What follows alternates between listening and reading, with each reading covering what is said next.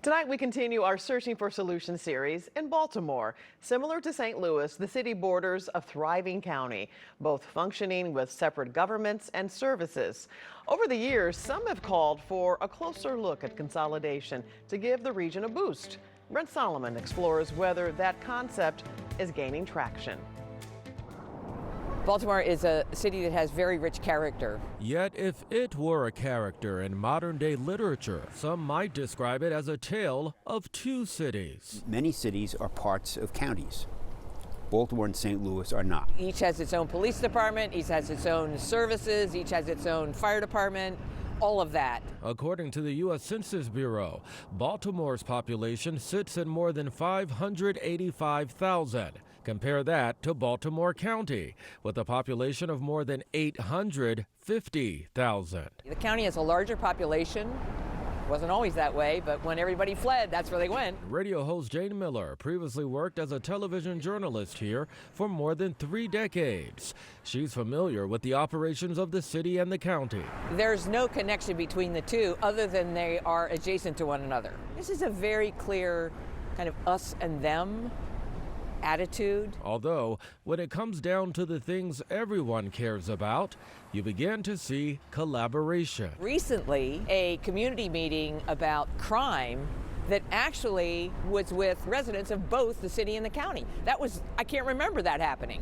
So that's actually a step towards recognizing that crime doesn't know a border. We were one of the first in the state and definitely in the nation to investigate just carjackings are being our sole focus. Sergeant Brendan Duker with Baltimore County Police sits on the Regional Auto Theft Task Force, a combination of some 30 officers from Baltimore City and County hitting the streets every day as one unit.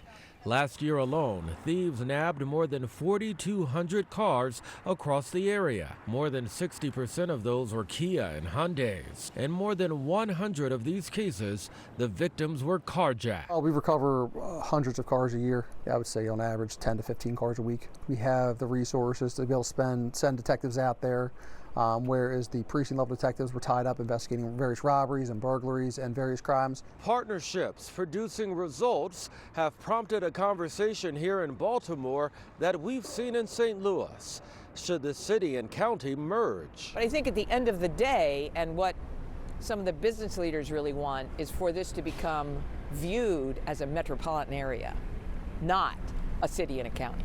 Miller has hosted community roundtables on a potential merger. Supporters believe creating a regional water system would be a good place to start. A task force is now underway. Both the city and the county are looking at perhaps a more shared governance of the water system. Adding to that, the Greater Baltimore Committee is working to spur economic growth in both the city and county. Some 400 organizations maximizing its different parts to become a stronger metro. I think this is an attractive place, an attractive location, right in the middle of the Mid-Atlantic, between New York and Washington. Collaboration could be key to furthering the region's charm as it works to create its next chapter. Always hopeful. Baltimoreans live on hope. Brent Solomon, 5 on your side. While there are no current plans to merge, in many ways, leaders are finding that working together is producing results. Next week, we take a look at how Baltimore Public Schools is improving outcomes for students while also engaging the total family. That's next Thursday at 10.